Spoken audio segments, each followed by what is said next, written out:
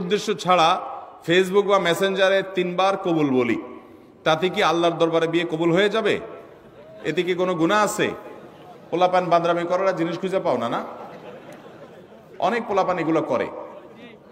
এমনকি এই যে নাটক সিনেমাতে অনেক সময় অভিনয়ের অংশ হিসাবে এগুলো করে না অভিনেতারা, এদের মধ্যে কেউ যদি মুসলমান হয়, কার যদি আল্লাহর প্রতি বিশ্বাস না থাকে তার কথা ভিন্ন হয়, বেঈমান নিয়ে আমাদের আলাপ নাই। যে মুসলমান, যে আল্লাহর প্রতি ঈমান আছে, তার জানতে হবে নবী করিম সাল্লাল্লাহু আলাইহি সাল্লাম বলেছেন সালাতুন জিদ্দুহুন্না জিদ্দুন ওয়া হাজলুহুন্না জিদ্দুন, 3টা বিষয় সিরিয়াসলি করলে যা হবে, দুষ্টুমি রসিকতা অভিনয় মজাকরি করলে তা হয়ে যাবে কাহিনী বড় খতরনাক, বড় জটিল।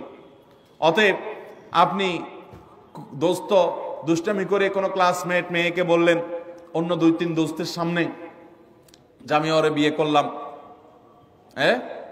এবং সেও অ্যাডাল্ট আপনিও অ্যাডাল্ট, দুজন সাক্ষীও আছে। আর বিশেষ করে নাটকে যেটা হয় যে অভিভাবক অনেক সময় থাকে, যদি সত্যিকারের অভিভাবক থাকে, ওখানে তো সব বকওয়াস অভিভাবক। মেয়েদের তো বিয়ে অনেক হলো, আমাদের মতো মেয়েদের বিয়ে অভিভাবক ছাড়া হয় না, কিন্তু হানাফি মাযহাব অনুযায়ী অভিভাবককে জরুরি না, যদি অ্যাডাল্ট হয়ে যাবে তাহলে সেক্ষেত্রে হানাফি মাযহাবের আলোকে এই বিয়ে হয়ে যাবে। 2জন সাক্ষীর সামনে শুধু বলছেন প্রস্তাব, সে বলছে কবুল, দুষ্টামি করে বলছেন, বাস কাহিনী খতম হয়ে গেছে। কথা বুঝেন নাই? খুব জটিল একটা বিষয়। ঠিক তালাকের বিষয়টাও এরকম। আপনি বলবেন যে হুজুর আমি তো আসলে তালাক